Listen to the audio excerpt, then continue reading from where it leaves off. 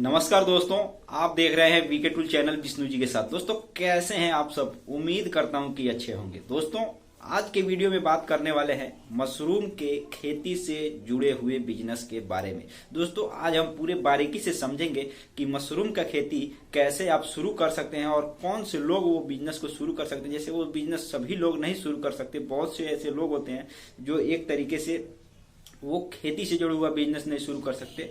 तो दोस्तों मशरूम का बिजनेस जो होता है वो एक तरीके के समझ करके चलिए कि थोड़ा उसमें बहुत ज्यादा आपको दिमाग लगाने की आवश्यकता होती है उस बिजनेस को शुरू करने के लिए। तो इसके बारे में हम बताएंगे कि कौन से लोग बिजनेस को शुरू कर सकते हैं और किस मौसम में शुरू किया जाता है, किस टाइम पे आप बिजनेस शुरू कर सकते हैं जिससे आपको कमाई अच्छी हो सके।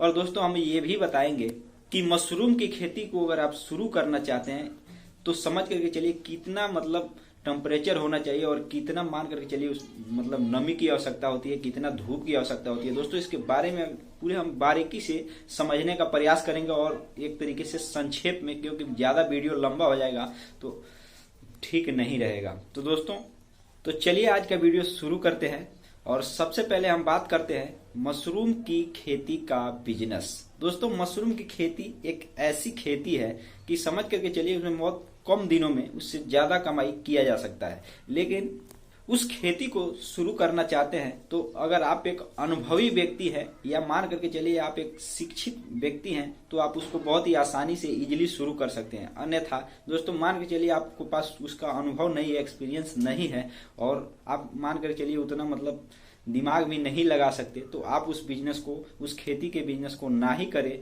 तो बेहतर होगा। क्योंकि उस बिजनेस में थोड़ा उसमें किन किन चीजों की आवश्यकता होती है उसका उत्पादन करने के लिए, उसका खेती करने के लिए, ये सब जानना समझना बहुत जरूरी होता है।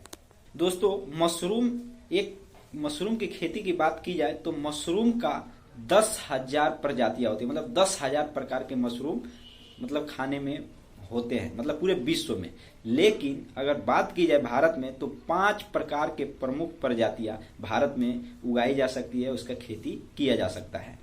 दोस्तों अगर आप 1 किलो मशरूम उत्पादन करते हैं तो दोस्तों लगभग 25 से 30 रुपए का खर्च आता है। वही अगर आप उसको मार्केट में जब बेचते हैं तो 250 से लेकर 300 रुपए के किलो के बीच में वो बिकता है। तो दोस्तों समझ करके चलिए कि आप उसमें कितना ज्यादा कमाई कर सकते हैं। लेकिन दोस्तों आपको नॉलेज होना बहुत जरूरी होता है उस खेती को करने के लिए, क्योंकि वो आम तरह के गेहूं और धान की खेती नहीं होता है कि देख देख कर किया जा सकता है। दोस्तों उसमें थोड़ा समझने की आवश्यकता होती है, उसमें देखना पड़ता है कि किस चीज का, किस खाद को कब उसमें डाला जाता है, किस तरीके से उसको तैयार किया जाता है, उसमें बहुत ज्यादा रिसर्च करने की आवश्यकता होती है। तो दोस्तों इस बिजनेस को सभी लोग नहीं कर सकते। आपने देखा भी होगा कि बहुत से ऐसी जगह पे बहुत 1 से 2 लोग ही गांव में शुरू करते हैं, क्योंकि इसमें ये नया चीज है, धीरे धीरे समझने में सभी लोगों को समय लगेगा। तो फिलहाल में जो व्यक्ति नॉलेजफुल है और अनुभवी है, कहीं पर देखा हुआ है और वो अनुभवी है, उसको नॉलेज है, तो वो कर सकता है खेती, मशरूम की खेती। और दोस्तों 5 प्रकार के प्रमुख मशरूम की खेती की जाती है। अब दोस्तों बात रहती है कि ये किस मौसम में इसकी खेती की जाती है। सबसे एक तरीके से मैं ये संक्षेप में आपको बता दे रहा हूँ, बाकी तो आपको खुद रिसर्च करना ही पड़ेगा। दोस्तों संक्षेप में बात करें तो इसकी खेती अक्टूबर से लेकर के फरवरी के महीने के बीच में खेती इसका शुरू किया जा सकता है। क्योंकि दोस्तों इसमें जो टेम्परेचर होता है वो एक तरीके से बहुत कम होता है। 22 से 24 सेल्सियस डिग्री टेम्परेचर में इसकी खेती की जाती है, जिसकी मिट्टी की जो नमी होती है वो लगभग 80 से 85% होनी चाहिए। मशरूम की खेती के लिए सर्दी का एक तरीके से ठंडी का मौसम ही उपयुक्त माना गया है। किसी भी मशरूम की खेती करते हैं तो ठंडी का मौसम ठंडी वहां पे होना चाहिए। मौसम चाहे जो भी हो, लेकिन जिस मिट्टी में आप उसकी खेती करते हैं वहां पे नमी होनी चाहिए। और टेम्परेचर वहां का मैंने आपको बता दिया, 22 से 24 सेल्सियस के बीच में होनी चाहिए, जिसकी और जो मिट्टी होनी चाहिए उसकी नमी 80 से 85% होनी चाहिए। दोस्तों इसमें एक खास बात और होती है कि एक तरीके से मशरूम की जो खेती होती है वो समझ के चलिए बहुत से लोग ये बात सोच करके उसका खेती नहीं करते हैं कि मान करके चलिए उसका किस तरीके से उसको बेचा जाएगा। तो दोस्तों हमारे यहाँ भी इसकी खेती नहीं की जाती है, लेकिन मैंने काफी रिसर्च करने के बाद मैंने आपको इतना बता सकता हूँ कि इसकी खेती करना अगर आप चाहते हैं तो कर सकते हैं। इसको आपको नॉलेज की जरूरत है और आपके पास पूंजी है तो आप कर सकते हैं इसकी खेती। लेकिन बेचने की बात जहां तक आती है दोस्तों, बेचने की बात एक तरीके से ये चाइनीज खाने में उपयोग ज्यादा किया जाता है, और एक तरीके से दवा वाली जो कंपनियां वगैरह होती है वो भी इसको खरीदती है, क्योंकि एक तरीके से आजकल देखा जाए भारतवर्ष में इसका डिमांड काफी ज्यादा बढ़ चुका है।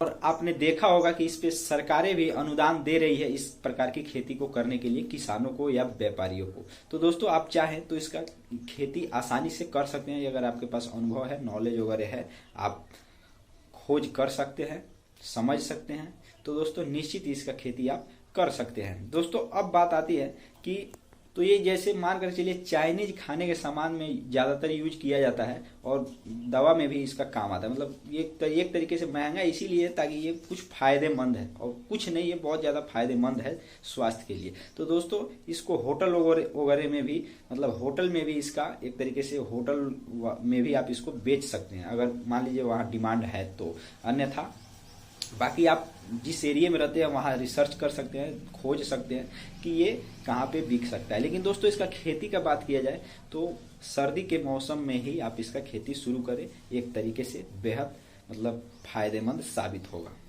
दोस्तों जहां तक बात आती है इसके जगह के बारे में कि ये कितने जगह में इसको आप शुरू करते हैं, तो दोस्तों इसका खेती करने के लिए बहुत ज्यादा प्लाट की आवश्यकता नहीं होती है। थोड़े ही जगह में इससे आप लाखों रुपए की कमाई कर सकते हैं। मतलब एक कमरे में भी अगर आप शुरू कर देते हैं इसकी खेती तो भी एक तरीके से आप उसमें कई हजार रुपए की कमाई कर सकते हैं। और दोस्तों एक बात इसमें ये होती है कि इसका मतलब एक तरीके से डेली इसको निगरानी रखना होता है। ये नहीं है कि जैसे आपने रबी की खेती कर दी और कोई बात नहीं 10 दिन 20 दिन बाद भी गए तो वो उग रहा है, ऐसे नहीं, इसको डेली निगरानी करना होता है अगर आप इसका खेती करते हैं तो।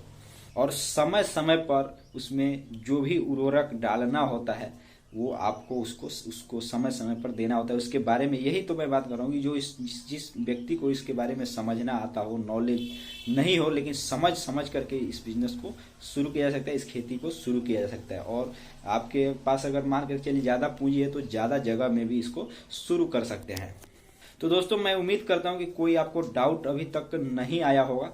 तो दोस्तों वीडियो को अगर आप पहली बार देख रहे हैं, चैनल पे पहली बार आए हैं, तो वीडियो को लाइक, चैनल को सब्सक्राइब जरूर कर लीजिएगा और ज्यादा से ज्यादा लोगों तक शेयर कीजिएगा। दोस्तों हमारा एक ब्लॉगिंग चैनल है जिसका नाम बीके पुराना, जिसके मैंने डिस्क्रिप्शन में लिंक दे रखा है। दोस्तों वहां जाकर के भी आप वीडियो देख सकते हैं, वीडियो लाइक, चैनल सब्सक्राइब कर सकते हैं।